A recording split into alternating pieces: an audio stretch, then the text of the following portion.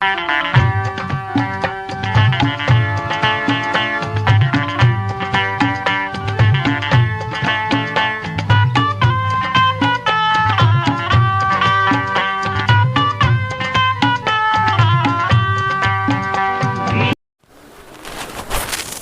बुद्धाय साथियों। आज का हमारा सब्जेक्ट है, विषय है मनुशाही विरुद्ध लोकशाही, मनुशाही वर्सेस लोकशाही। अब ऐसा विषय हमने क्यों चुना साथियों? क्योंकि भारत देश को आज़ाद हुए 70 साल हुए, यानी 70 सालों से भारत में लोकशाही का धीरे धीरे राज कायम होने लगा। संविधान को धीरे धीरे ही सही उसको अमल में लाया जाने लगा। दलित, तवंगर, मुस्लिम, वंचित या यूं कहे बहिष्कृत लोग, इनको धीरे धीरे समान आत्मसम्मान का जीवन मिलने लगा। तभी फिर एक हस्ती का उदय होता है और वो हस्ती है गुजरात के नरेंद्र मोदी और भारत के प्राइम मिनिस्टर नरेंद्र मोदी, जिन्होंने 18 साल तक नागपुर में रहकर आरएसएस के लिए काम किया। उन्होंने आरएसएस के एजेंडे को पूरी तरह से अपने मन में उतारा और इस देश का जो मनोवाद है, वो मनोवाद क्या चाहता है, यहाँ के लोग कितने जातिवादी है, कितने कट्टरपंथी है और कितने पाखंडवादी है, इनको किस तरह से बरगला कर इनको भावनात्मक करके, इमोशनल करके किस तरह से इस देश का तानाशाह बना जा सकता है, उसका काला चिट्ठा अपने मन में तैयार किया और फिर काम करने लगा अपनी पॉलिटिकल पार्टी के लिए। आज नरेंद्र मोदी को कहते कि 56 का सीना है। जरूर नरेंद्र मोदी जी का सीना 56 का है साथियों, क्योंकि नरेंद्र मोदी ने कभी भी मुसलमान पे होने वाले हमले को रोकने की कोशिश नहीं की। दलितों पर दिन प्रतिदिन जो प्रताड़न हो रहा है, उनका शोषण हो रहा है, उन पर हमले हुए, इन हमले को रोकने के लिए कभी एक शब्द नहीं बोला। नरेंद्र मोदी की ही आड़ में मनोवाद ने, जो मनोवाद की जड़ें धीरे धीरे भारत में से उखड़ने जाने रही थी, उस मनोवाद की जड़ों ने पकड़ जमानी शुरू की, क्योंकि हिंदुओं का राज है और उन हिंदुओं का सर सेनापति नेता है नरेंद्र मोदी। नरेंद्र मोदी है तो फिर क्या देखना है? बीजेपी की सरकार है तो हिंदुओं की सरकार है, और जब हिंदुओं की सरकार है तो फिर कहाँ दलित, कहाँ मुस्लिम, क्या न्याय, क्या अन्याय, क्या संविधान, क्या लोकतंत्र। बस मनोवाद जो चाहता है कि हिंदुत्व के अलावा कोई दूसरा धर्म हो ही नहीं, जातिवाद त्यों का त्यों जिंदा रहे, ऊपर हम लोग रहे, नीचे कुछ लोग रहे, हम शोषण करते रहे, शासन करते रहे और लोग शासित होते रहे, शोषित होते रहे। जो पहले होता था राजाशाही में, धर्मशाही में, वही राज लाना, यानी राम राज्य लाना, ये सारा खेल अब तक जो चल रहा है केवल और केवल एक व्यक्ति के कारण सफल हो रहा है, क्योंकि उस व्यक्ति की छाती 56 की छाती है। वो कितने कई पंथों के लोगों की, बहिष्कृत लोगों के, वंचितों के, दलितों के भावनाओं को कुचलने में माहिर है और उन भावनाओं के साथ खेलने के लिए माहिर है।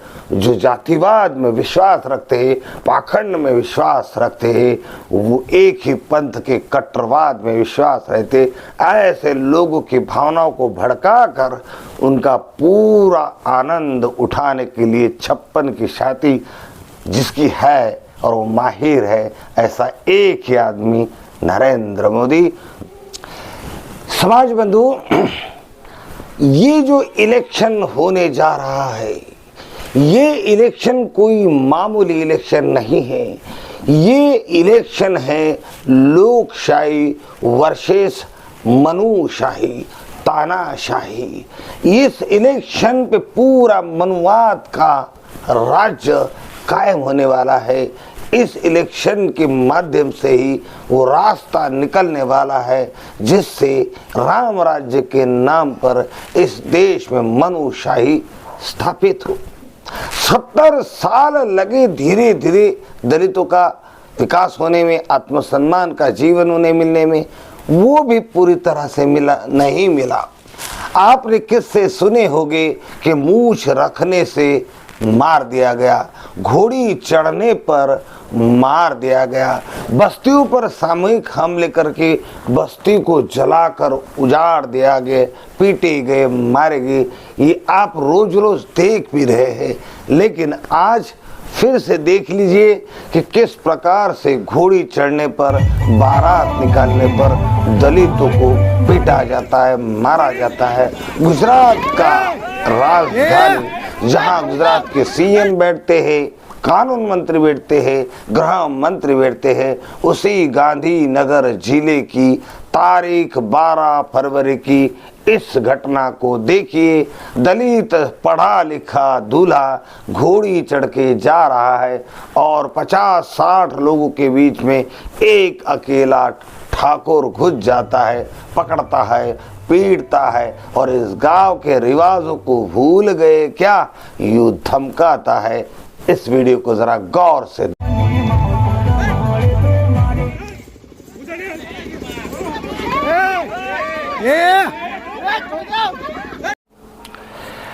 समाज बंधु, गुजरात के गांधीनगर के चड़ासन गांव के एक किस्से के साथ साथ यूपी के उत्तर प्रदेश के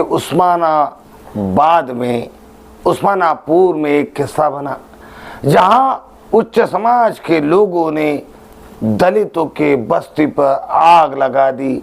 दलित माता चिल्लाने लगी, रोने लगी कि मेरे बच्चों को बचाया जाए, तो उसे ये भी कह दिया गया कि तेरे बच्चे को निकाल लिया गया है।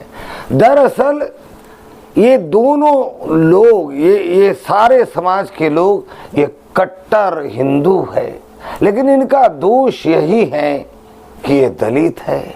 इन्होंने अपने सर पर पूरा हिंदुज़म लेके रखा है, फिर भी इनके साथ ऐसा हो रहा है। इन्हें आज़ादी का अमृत पिलाया जा रहा है।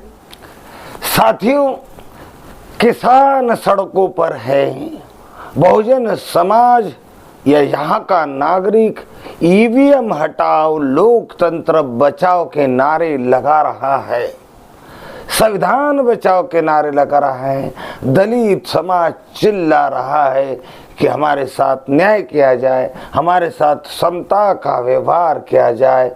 फिर भी शासक वर्ग या शासक पार्टी गारंटी से कह रही है कि इस बार के चुनाव में 370 सीटों के पार हम जाएंगे। इतनी गारंटीड बात जब जो पार्टी सत्ता पे है वो कह रही है, तो लाजमी है कि लोग शक करें और इसलिए लोग फैला दीजिए। पूरे देश में हड़कंप मचना चाहिए। आज जो इलेक्शन कमीशन पूरे गांव-गांव में बैनर लगा रहा है, दिखा रहा है कि ये किसान आंदोलन को रोका जा रहा है, उसे दबाया जा रहा है, कुचला जा रहा है, उनके रास्तों में कीले ठोकी जा रही है, बैरिक लगाई जा रही है, फिर भी सरकार गारंटी दे रही है। और इस ऐसे कलयुग को ये सरकार आज़ादी का अमृत कहकर प्रस्तुत की जा रही है। जय भीम, नमो बुद्धाय।